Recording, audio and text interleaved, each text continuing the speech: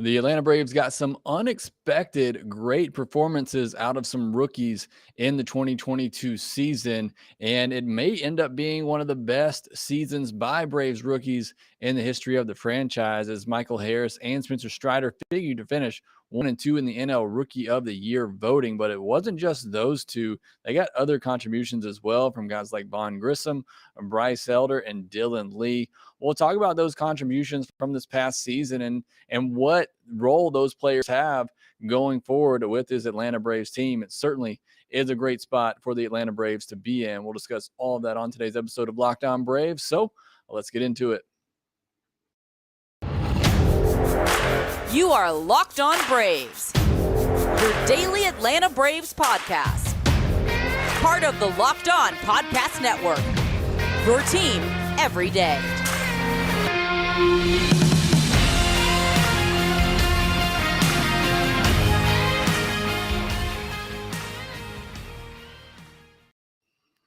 Hey, and welcome back to Locked On Braves, part of Locked On Sports Atlanta, where we cover your favorite Atlanta sports teams each and every day.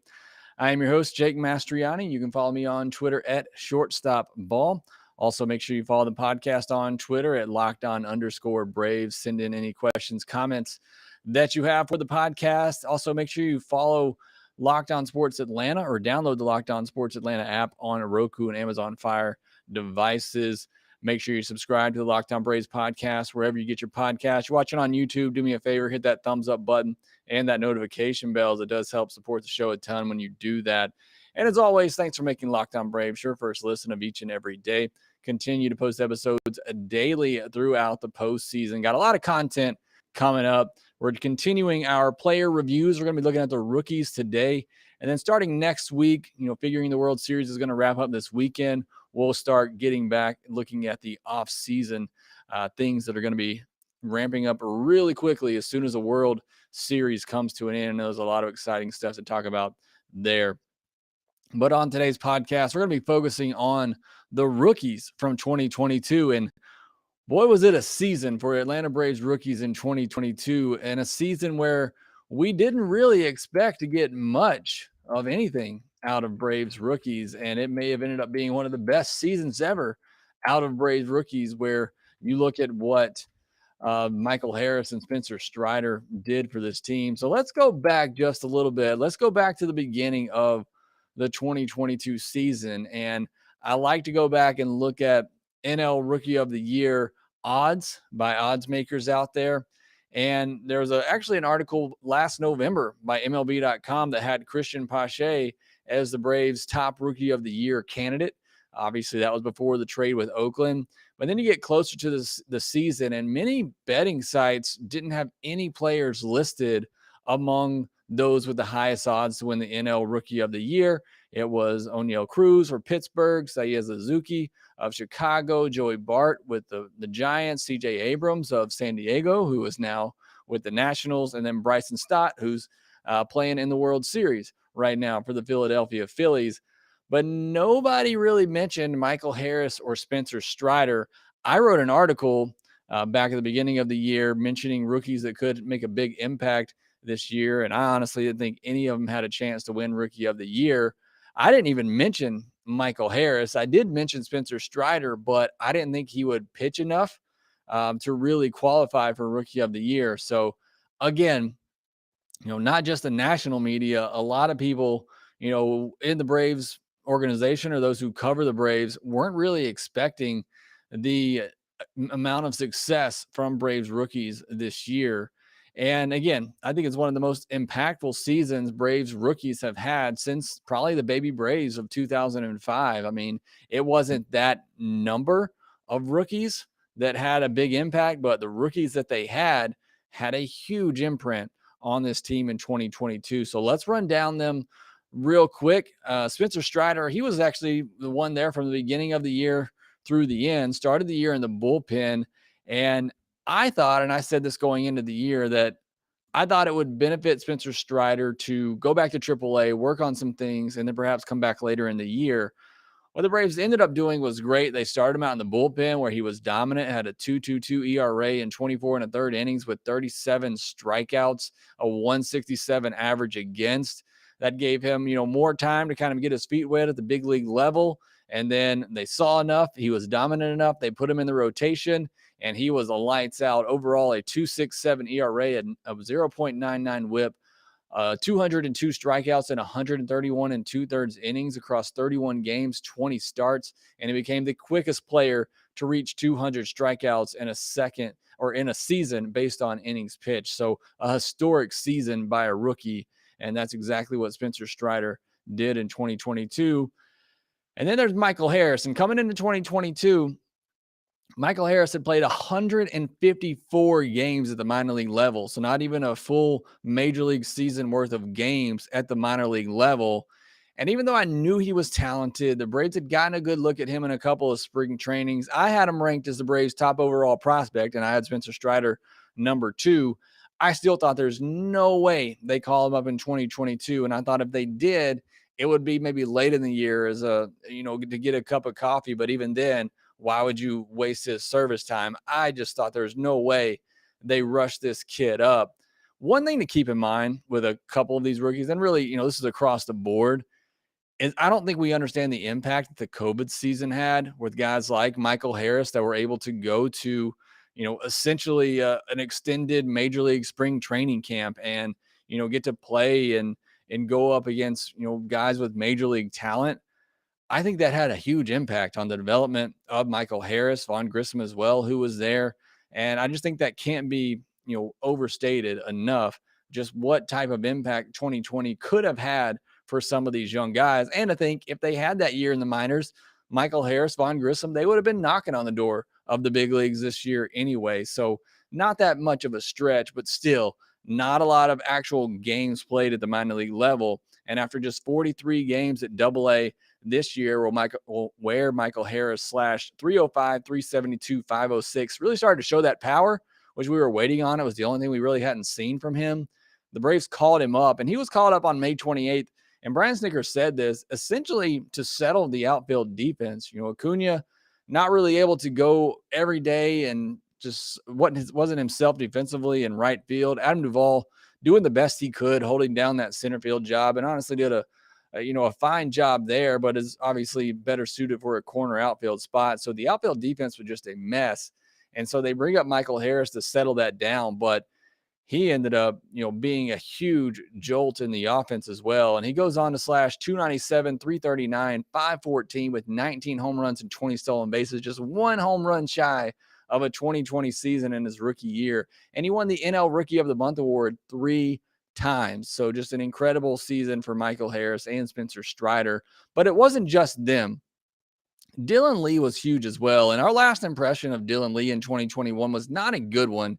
He served as an opener in Game 4 of the World Series, thrust into just a huge situation, and he left that game in the first inning after loading the bases and getting just one out. It led to a great performance from Kyle Wright and maybe my favorite game of that World Series, but obviously not a good last impression of Dylan Lee. Started this season, 2022 season in AAA, and dominated just like he did there last year in AAA. Came back up. This time he did not mess around. He took advantage, became a huge part of the bullpen, which was big because he's a lefty, and Tyler Matzik regressed. Will Smith regressed. And so you needed another lefty in there, and Dylan Lee certainly provided that. A 2.13 ERA and a 0.99 whip on the year, 59 strikeouts and 50 and 2/3 innings. Just a big year from Dylan Lee. And then you got Vaughn Grissom. Similar to Michael Harris, he just had 131 minor league games under his belt coming into 2022, started the year at high A, played just 22 games at double A before getting the call up. And again, like Michael Harris, I thought there's no way we see Vaughn Grissom in 2022, but the situation called for it with the injuries at second base. It just made sense, and everything lined up for him to get that opportunity. And he took advantage of it as well. He was tremendous in the month of August, slashing 311, 354, 473. Cooled off a bit in September, lost his job to Orlando Arcia. I think a big part of that was just Arcia was a better defender at that time, and Arcia had gotten a little bit hot while Grissom had cooled off. But Vaughn Grissom still finished the year slashing 291, 353, 440 with 5 home runs. So showing that potential as a hitter at the big league level. And then lastly, I want to mention Bryce Elder. He actually started the year in the rotation, which I think a lot of people might forget. And he was really good in his first start, but that his next 3 starts, he walked 14 batters in 3 games. Didn't give up a lot of hits, didn't give up a ton of runs, but really struggled with command and was walking a lot of batters and just didn't show that command that we've seen at the minor league level and that we saw in his first start of the year. So he got sent back down, and it wasn't a smooth ride for him at AAA.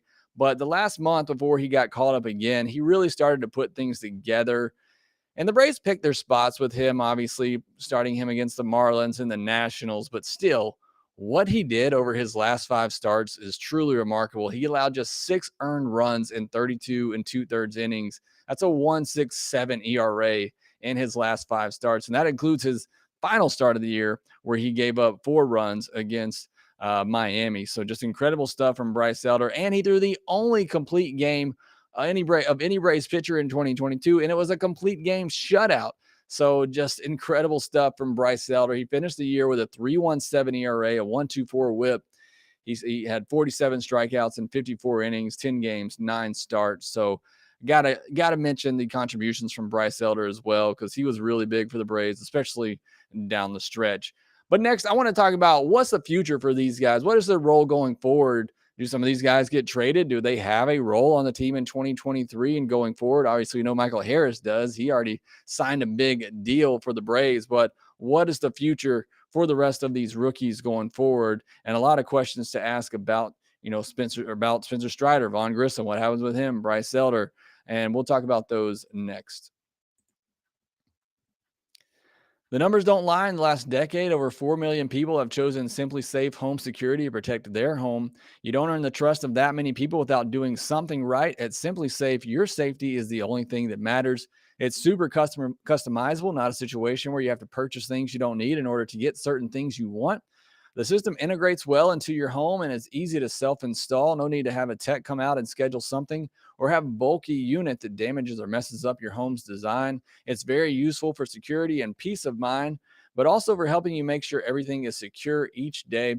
It can move with you even after you install it. Just remove the elements and take them with you to your new place. Customize the perfect system for your home in just a few minutes at simplisafe.com/lockedonmlb. Very important for those who want to help support the show. I got people ask, how can you support the show?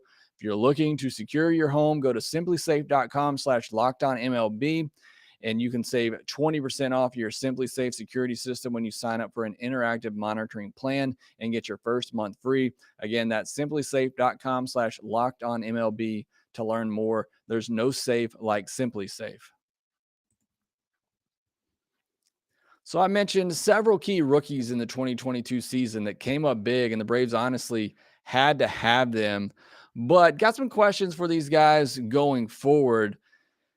The first one is, can Michael Harris duplicate his offensive success in 2023 and in the future? Look, he's still very young. He and Vaughn Grissom, two of the youngest players in all of baseball this past season. I mean, the profile in the minor league, as small as it is, shows that, he's a good hitter. But still very raw, still a very small sample size. I think there still have to be some questions, concerns. There were times this year where he looked lost at the plate. Obviously, didn't have a good postseason, but neither did many of the Braves hitters. So it's one of those situations I need to see him do it again, because if he does what he did in 2022, to me, he's a future leadoff hitter for the Atlanta Braves. I know that's Ron Acuna Jr.'s spot, but as he gets older, perhaps you move him back into a more of a run-producing spot in the order. I think Michael Harris becomes that leadoff hitter if he is that guy that we saw in 2022. Can he be a 280 hitter, a 340 on base guy, and hit 20 to 25 home runs, still 20 to 30 bases? I certainly think he's capable of it. I need to see it again. But again, everything in his past and brief minor league stint shows us that he is a good hitter. So again, while some people may, hit some setbacks, and I'm sure he will go into the major league level, I think we saw that. Look, his first month, he was great. And then he kind of dropped off in the second month after that and then picked it back up. So hopefully we're already seeing him start to make those adjustments. He'll have to continue to do so in his second full season. But the talent is there. It's obvious. And I think he'll be a successful hitter. but I'm not sure I'm ready to just vault him up to the top of the order yet. Maybe you start him back at the bottom of the order again and then see what happens. And again, if he duplicates what he did last year, I think he's got to be the future leadoff hitter for the Atlanta Braves. So that's the question on Michael Harris. Next question for Spencer Strider. How does he get better? And look, I love Spencer Strider. I had him ranked, as my second prospect in the Brave system last year behind Michael Harris because I thought he could be that top of the rotation guy. I just love his mentality. I love his thought process about the game. And I just think there's still so much growth for him going forward. If he can stay healthy, I fully believe he's going to be an ace, and I fully believe he's going to compete for Cy Youngs. I mean, look at what he did in his rookie season, throwing two very good pitches, and he throws them well.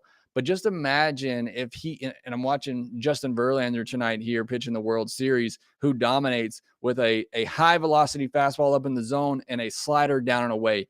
Same thing Spencer Strider is doing. But if Spencer Strider can continue to develop that changeup that falls off to left-handed hitters and down and into right-handed hitters, I just think he can go to another level. So for me, I'm really excited about the future of Spencer Strider. I don't think this year was any kind of fluke.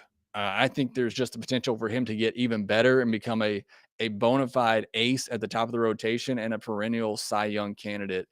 So I certainly believe that with Spencer Strider. But let me know in the comments, or if you're watching in the chat live, let me know your thoughts on Spencer Strider. Do you think we've seen the best from him, or can he get even better? Another big question, and this is a two-parter: where does Vaughn Grissom play? Does he get traded this offseason? Came up, he's listed as a shortstop still. A lot of people in the industry, even scouts in the Braves system, don't believe he can stick there at the shortstop position defensively. I tend to think he's still too young to really make that call. But I feel like if that is where you want to put him long term, maybe he needs some more development at the minor league level. I don't know if he's ready to jump in that spot in 2023. But to me, there's not much of a question. Will he hit? I think Vaughn Grissom's going to hit. It's just a matter of where do you play him? Can he stay at shortstop? Do you move him to second base? Wasn't necessarily impressive there defensively, but again, I think he's still young and can still grow and mature and become a better player defensively. Do you move him to left field? Spring training, if he makes it to spring training and doesn't get traded, I think is going to tell a lot about how the Braves view Vaughn Grissom and what they want to do with him long term. If we get to spring training and they're throwing him out there in left field in games, and I think that kind of gives you an indication of where they're leaning. And if the Braves don't make a move for shortstop this offseason, I think that maybe that gives you an idea of where they're leaning as well. But you could also trade him. Look, second base is locked up for a long time. If you go out and bring back Dansby Swanson or get another of the big free agent shortstops, shortstop will be locked up for a long time. What do you do with Spencer Strider? You got the DH, obviously, but if there's a trade to be made out there, Vaughn Grissom would be one of your top, prospects that you could dangle in a trade scenario. I don't want that. I've been saying all along in the comments when I've been asked this question, I hope the Braves do everything to hang on to Vaughn Grissom and he becomes that Gavin Lux, Chris Taylor type utility player that the Dodgers have gotten out of those guys where, they play 5 or 6 times a week. And then if a guy gets injured, they step in and can play every day and you feel confident with them. I think that's a very important role in today's game and give guys a break here and there. So I think Vaughn Grissom could play a vital role, even if he doesn't necessarily have a set position. I think you get him ready for the outfield. He obviously has experience at shortstop and second base, could probably, play third base as well. You give him that versatility. I think he becomes a very important player in your team that can play, 130, 140 games a year for you at multiple positions to give guys breaks or if somebody gets injured. So I hope the Braves hang on to Vaughn Grissom, but if there's a big trade out there and he needs to be part of that package, then I don't think the Braves would hesitate to do that either. Can Dylan Lee get better, or have we seen the best version of Dylan Lee? I think Dylan Lee can. It's hard to say he can get any better than he was in 2022. He was absolutely brilliant. He doesn't necessarily have that dominating stuff to tell you that he's going to be a lights out, setup guy or maybe even a closer one day. But I do think his stuff is deceptive enough that he's going to be a solid reliever for a long time, maybe more of a 3.3 ERA type guy than what we saw in 2022. But I do think Dylan Lee becomes a big part of the bullpen for years to come. Can Bryce Elder earn a starting rotation spot in 2023? I think he's probably on the outside looking in right now. But I think he's certainly in the mix, along with Ian Anderson, Mike Soroka, Kyle Muller. If the Braves don't go get another starter this offseason, I think he certainly has a chance in spring training. I like Bryce Elder. I think he profiles well as a fourth, fifth starter who could pitch for a while in the big leagues. I just love his mentality. He's not a dominant type of pitcher, but he knows how to pitch. He has a big pitch mix, and he knows how to throw them effectively to get outs and get weak contact. I just think he's a smart pitcher, and I think that's going to allow him to stay in the big leagues long term. So I like Bryce Elder in the Braves rotation. But if I had to guess now, I'd say he probably starts 2023 in the bullpen, or I'm sorry, in the minor leagues, and then comes up at some point, and then it's just a matter of health and how he does when he comes up, if he can stick in the rotation. But I feel like going forward in the future, I feel like he has a spot in the Braves rotation again at the back end as just a solid fourth or fifth guy, and I like Bryce Elder. And then I didn't really talk much about Kyle Muller. He had a couple of good starts. Good outings there towards the end of the year. What is his role going forward? I think that's going to be a big question this offseason as well. Is he somebody that's included in a potential trade talk? I think he's certainly a guy that the Braves could move. But to me, I still like the upside of Kyle Muller as a starter. If he can put it all together and get the command, I just like the potential there. I think he has, number 3 starter potential if he puts it all together. And if he doesn't, then I think he could become a dominating reliever out of the bullpen, maybe a multi-inning type guy from the left side, which is always very important. So again, I like Kyle Muller. I think he could be a good fit. I think he's even more of an odd man out right now than Bryce Elder. But it's going to be a big offseason for Kyle Muller, big spring training. If he doesn't get moved this offseason, be interesting to see what they do with Kyle Muller going forward. All right, next I want to take a look at some of your questions and comments. Got a rookie of the year stat that I want to throw out there. Pretty crazy and impressive what the Braves have done with their rookies over the last 20 years or so. We'll talk about that next.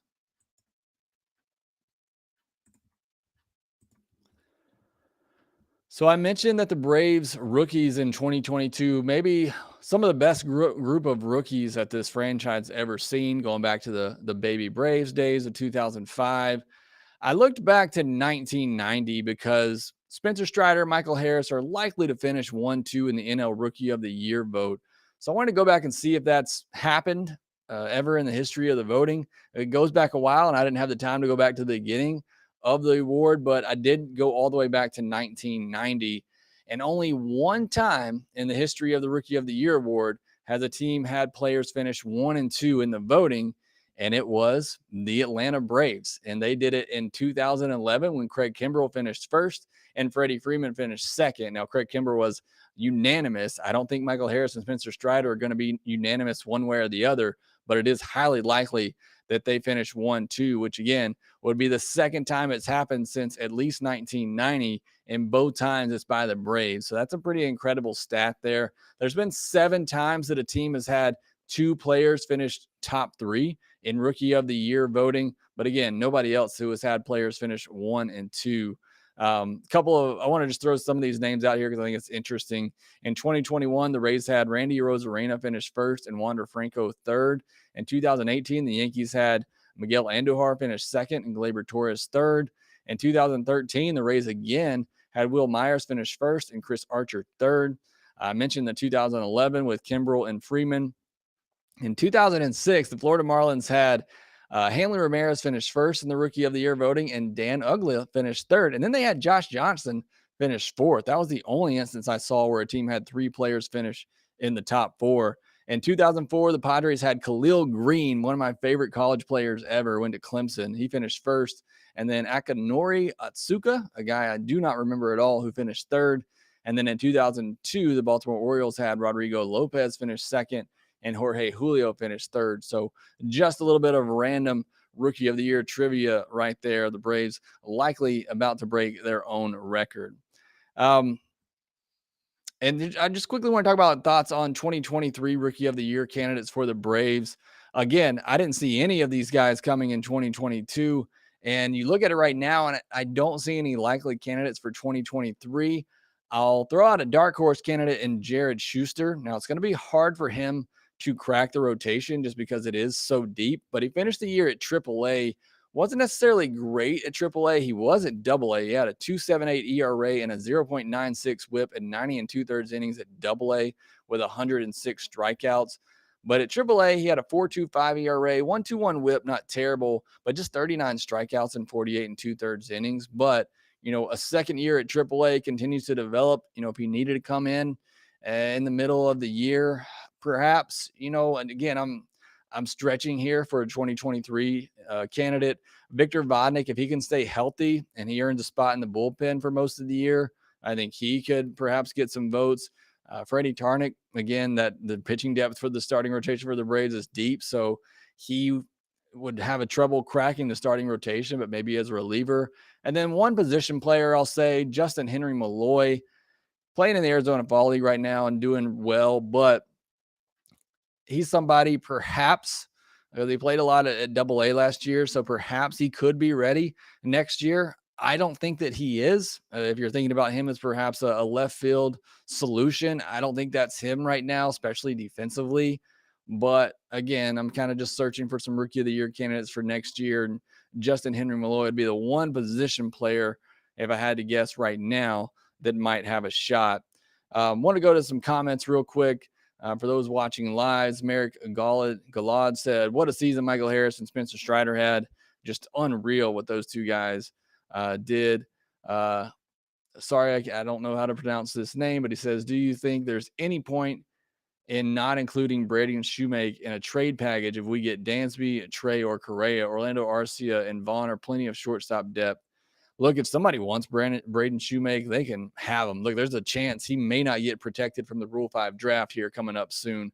The guy's really shown me nothing at the minor league level. I don't think he's any type of option on the major league roster. So if there's another team willing to take him on, then I think he certainly could get moved.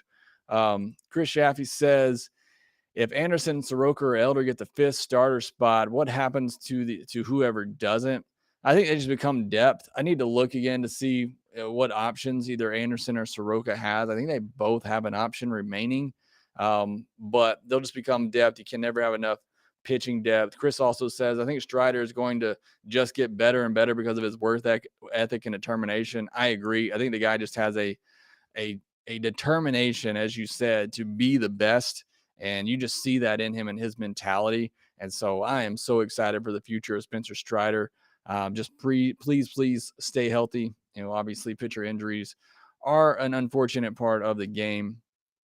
And then our last question here from Chris Shabby says, what happens to guys like Anderson, Soroka, Elder, or even Muller if one of them doesn't get the starting spot of the Braves? Better off getting someone like Ian Happ to fix their left field hole. I do like Ian Happ. I thought he was a good trade candidate at the deadline. I don't know what the Cubs are doing this offseason. I think it'll be an interesting team to watch. Then I kind of already answered the question about those pitchers. Look, there's a chance one of those guys gets moved this offseason. Maybe if the Braves did make a move for Ian Happ, I think those guys could certainly be, potential in any type of trade because you do have a lot of pitching depth, but you don't know what you're going to get out of Mike Soroka. You don't know what you're really going to get out of Ian Anderson because things really didn't get better for him at AAA, and then he got injured at the end of the year. So those are two big question marks. You don't fully trust Kyle Muller. Right now, if I had to guess, maybe Bryce Elder does get that fifth spot. So there is a lot of depth there, but there's also a lot of question marks and uncertainty with that depth. So my opinion would be, to hang on to those guys unless you just get a really solid trade. And you could, you need to involve one of those guys in it. Appreciate the questions as always. Appreciate the comments down in the chat section on YouTube as well. Thanks for listening. Thanks for making Locked On Braves your first listen of the day. Now make sure you go give Locked On MLB. Make them your second listen of the day. or Paul Francis Sullivan, talking about the World Series, talking about everything, all the big stories around Major League Baseball. Right now, as we're watching this World Series game, the Astros are up 3-1 in the top of the 8th. So they're looking to take a 3-2 lead in the series going back to Houston. So again, perhaps this World Series could be getting wrapped up over the weekend, or one way or another, it will get wrapped up over the weekend. And then the offseason will kick into high gear, and we will have a lot of exciting coverage about the Braves this offseason. So again, thanks for listening. Be sure to follow us on Twitter at @LockedOn_Braves. Follow me at Shortstop Ball. Make sure you rate, review, and subscribe to the podcast wherever you get your podcast. You're watching on YouTube, hit that thumbs up button and that notification bell on your way out. And again, thanks for listening, and we will talk to you next time.